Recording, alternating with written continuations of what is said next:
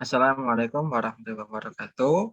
Di sini kami dari kelas data mining A akan menjelaskan tentang implementasi algoritma pattern neural methods (PAM) untuk mengelompokkan provinsi di Indonesia dari hasil panen Thailand pada tahun 2020.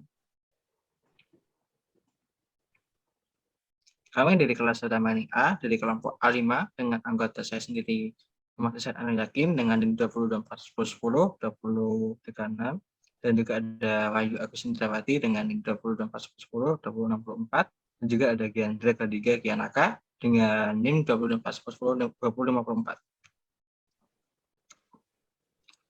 Latar belakang Indonesia merupakan salah satu negara penghasil tanaman hortikultura semusim yang potensial, terutama tanaman sayur-sayuran semusim, yang dimana Indonesia ini sebagai petani. Lalu selain buah ini seperti cabai rawit, tomat, timun, labu, terong, dan juga petai dapat menjadi peluang bagi para petani untuk dari keuntungan karena semuanya itu memiliki nilai ekonomis yang tinggi, dan juga setiap daerah ini memiliki kondisi yang berbeda-beda juga. Namun di sini tiap provinsi itu memiliki potensi sayuran yang sangatlah optimal. Sektor ini memiliki potensi yang dan perannya itu untuk pembangunan ekonomi yang lebih tinggi saja. Lalu sini hal ini tujuannya untuk mengetahui daerah potensi sayuran buah di tiap provinsi di Indonesia sehingga dapat membantu di dinas pertanian dalam pengelolaan hasil panen di daerah yang memiliki potensi sedikit. Masalah di sini ada dua masalah, yaitu antara lain sebagai berikut: bagaimana cara pengelompokan posisi di Indonesia dari hasil panen sayuran buah pada tahun 2020 menggunakan algoritma pattern neural methods atau PAM. Lalu yang kedua, bagaimana hasil dari pengelompokan posisi di Indonesia dari hasil panen sayuran buah pada tahun 2020 menggunakan algoritma pattern neural methods atau PAM. Tujuan dari peneliti adalah untuk mengetahui hasil analisa pengelompokan provinsi di Indonesia dari hasil potensi panen sayuran sendiri pada tahun 2020 menggunakan metode algoritma pattern neural methods atau PAM.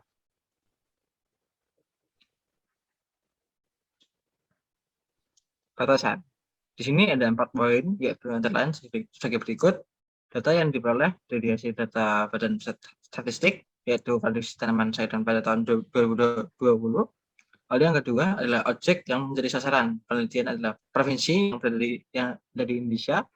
Yang ketiga adalah peneliti hanya menggunakan dan data sayuran buah antara lain sebagai cabai rawit, tomat, timun, labu, terong, dan juga petai. Lalu yang keempat adalah proses ini dilakukan hanya sebatas menggunakan algoritma pattern neural methods atau PAM untuk melakukan clustering dalam penyelesaian permasalahan. Manfaat penelitian bagi peneliti yaitu untuk memahami penerapan tahapan data mining menggunakan algoritma pattern neural methods atau PAM. Yang kedua adalah mengetahui perhitungan dan penerapan data mining menggunakan algoritma pattern neural methods atau PAM dalam pengelompokan provinsi di Indonesia dari hasil panen sayuran pada tahun 2020. Lalu sini juga ada dari dinas pertanian, yaitu dalam membantu dinas pertanian sendiri dalam pengelolaan hasil panen sayuran buah ke daerah yang memiliki potensi sedikit. Juga ada bagi petani, yaitu mencari keuntungan dari hasil panen buah karena sepanjang ini mereka memiliki nilai ekonomis yang lebih tinggi.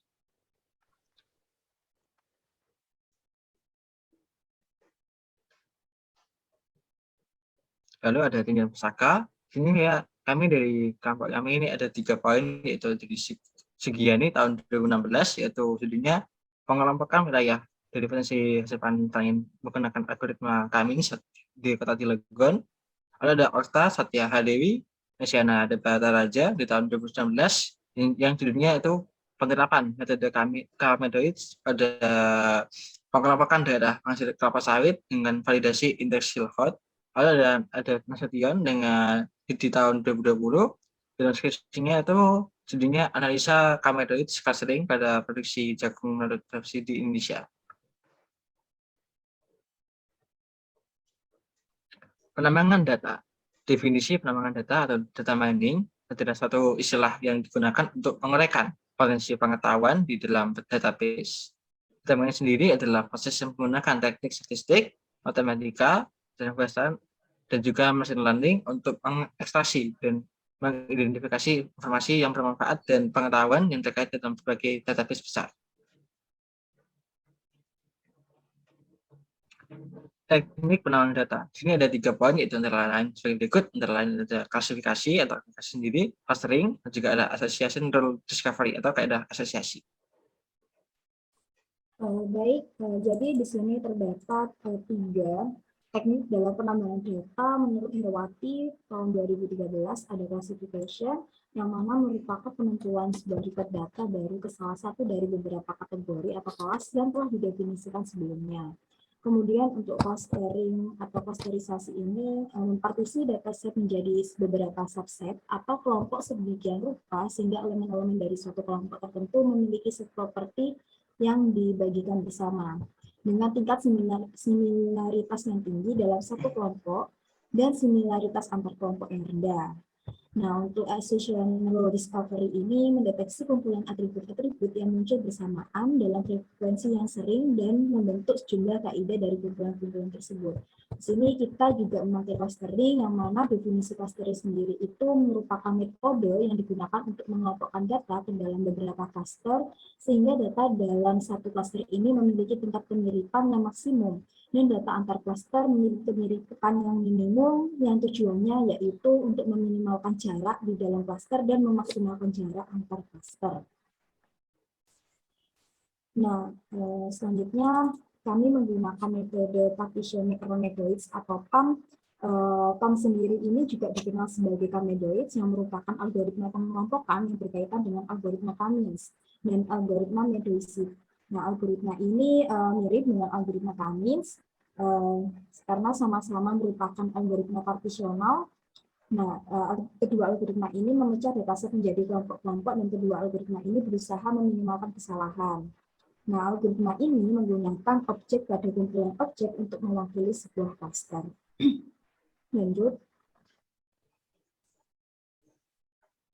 Kemudian untuk langkah-langkah algoritma penggunaan atau penerapan algoritma Kamedoids sendiri itu, yang pertama kita menginisialisasi pusat cluster sebanyak jumlah cluster atau K. Nah, kemudian dialokasikan datanya atau objeknya ke cluster yang terdekat, dan ini menggunakan persamaan jarak atau Euclidean distance dengan persamaan seperti yang tertera dialiaskan untuk jarak Q1, P1 kuadrat ditambah Q2 min P2 kuadrat dan seterusnya hingga Qn min Pn kuadrat, dan ini di akar. Atau rumus singkatnya yaitu akar sigma dengan batasan atas N dan batasan bawah I sama dengan 1 dengan Q min QI min PI kuadrat. Kemudian kita pilih secara acak untuk objek pada masing-masing cluster sebagai kandidat medoid baru, jadi menentukan medoid barunya. Lalu menghitung jarak setiap objek dan kita menghitung total simpangan. Atau simpangan ini artinya nilai total distance dikurangi total distance lama.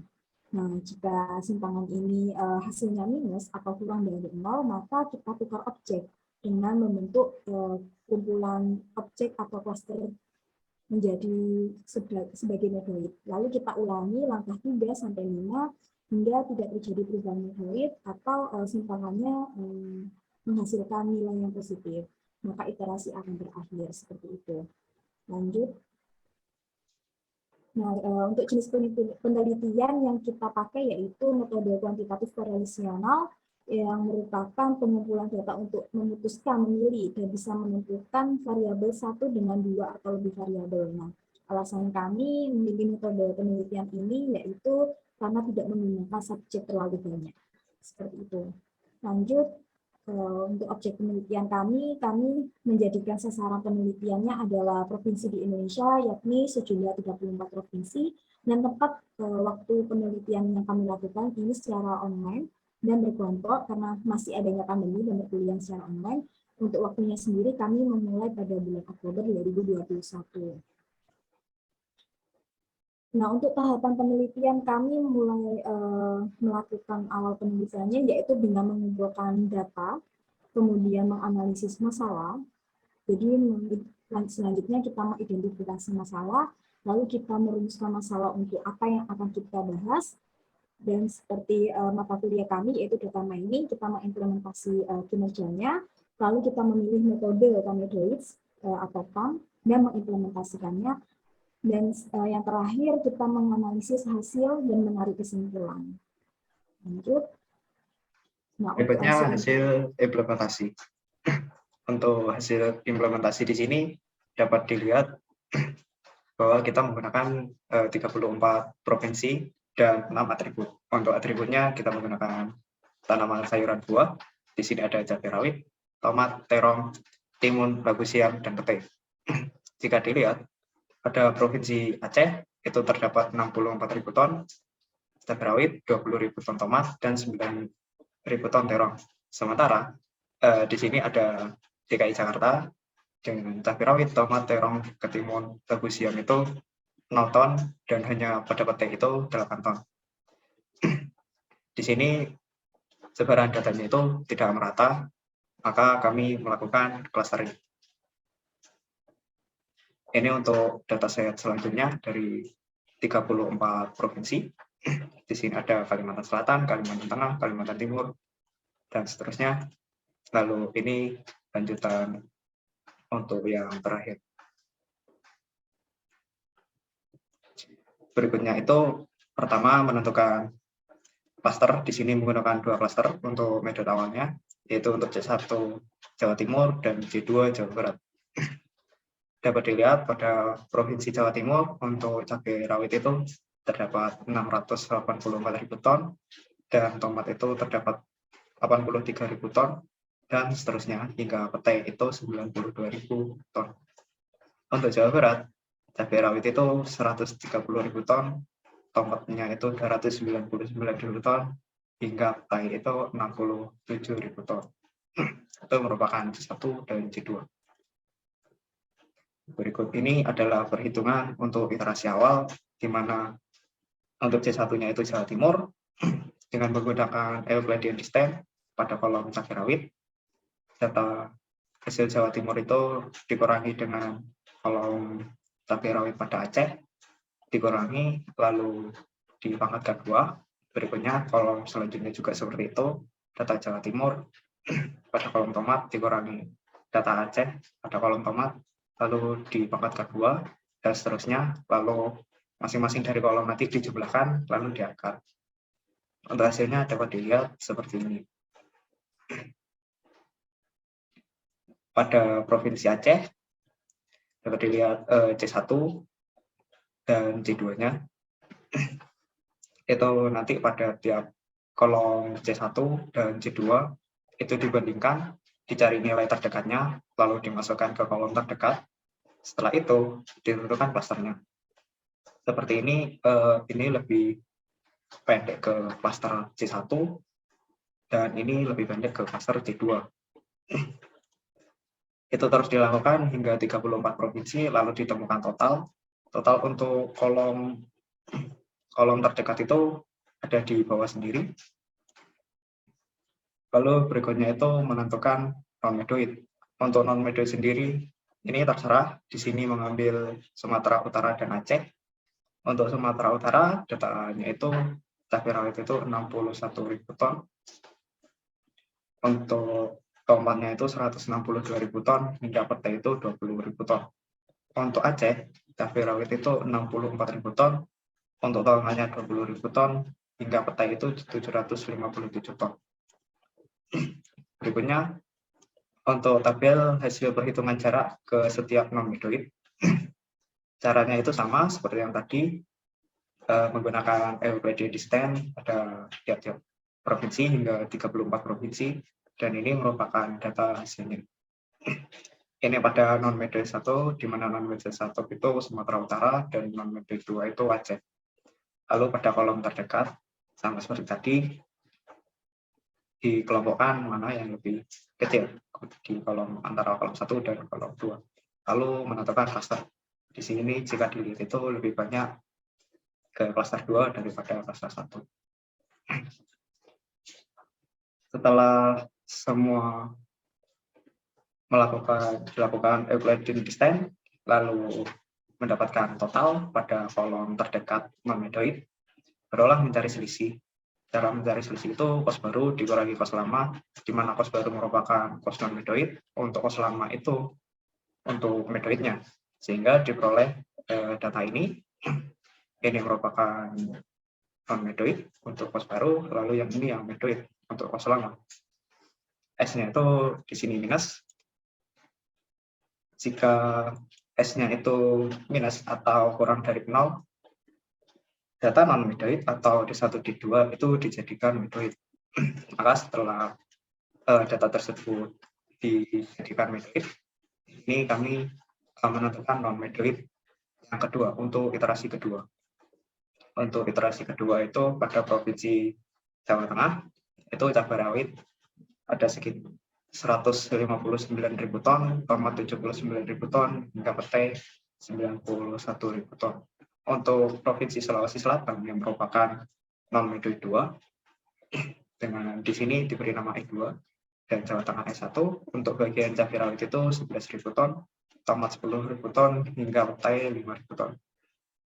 Semuanya dilakukan Euclidean distance lagi, dan ditemukan totalnya nanti merupakan total baru pada kolom terdekat, itu ditotalkan semua satu kolom, lalu didapatkan data seperti ini.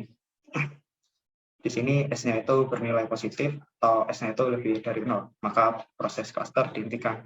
Di sini proses cluster dihentikan itu ketika iterasi kedua. Berikut merupakan hasil akhir, dapat dilihat pada Provinsi Aceh, Sumatera Utara, Sumatera Barat, Riau, dan seterusnya. Untuk ke 34 provinsi, data C1 dan C2, lalu itu juga sama dibandingkan dicari yang terdekat. Di sini dapat dilihat bahwa untuk yang pertama lebih banyak ke klaster 2 daripada klaster 1. Di sini dapat dilihat ada 3 untuk klaster 1, dan klaster 2 itu lebih banyak. Begitu juga pada tabel berikutnya, lebih banyak klaster 2 daripada klaster 1. Di sini bahkan tidak ada klaster 1. Berikutnya. Baik, dari hasil pemaparan perhitungan yang sudah dipaparkan, maka diperoleh 3 provinsi, yaitu Jawa Timur, Jawa Barat, dan Sumatera Barat ini masuk ke dalam klaster tinggi atau C1. Lalu sisanya, yaitu 32 provinsi, Aceh, hingga Aceh, Sumatera Utara, dan seterusnya ini masuk ke dalam klaster rendah atau C2. Nah, ini dimaksudkan peneliti mengelompokkan provinsi berdasarkan hasil panen tanaman sayuran ke dalam 2 klaster, yaitu klaster tinggi dan klaster rendah. Kemudian diperlukan perhitungan klaster, yaitu dengan cara menghitung jarak antara data produksi sayuran 2 dengan pusat klaster yang telah ditentukan. Nah, jarak yang paling dekat ini antara satu data dengan pusat klaster tertentu, ini yang menentukan suatu data masuk dalam kelompok klaster tertentu, seperti itu. Kemudian untuk jadwal kami, tahapan penelitian yang pertama pengumpulan data ini kami lakukan dari minggu ketiga bulan Oktober 2021 hingga awal bulan November 2021. Untuk pembuatan sistem requirement dan desainnya sendiri, kami lakukan di akhir bulan Oktober atau minggu keempat hingga awal bulan November 2021. Dan kita mengimplementasikannya pada bulan November minggu 1 dan 2. Terus kita mengevaluasi hasil pengerjaan pada bulan November minggu kedua, dan pembuatan laporan kita cicil mulai dari minggu keempat bulan Oktober 2021 hingga November di bulan ketiga. Dan kita melakukan asistensi sehingga terdapat revisi atau perbaikan yang mana dimulai pada bulan November minggu kedua hingga November minggu akhir.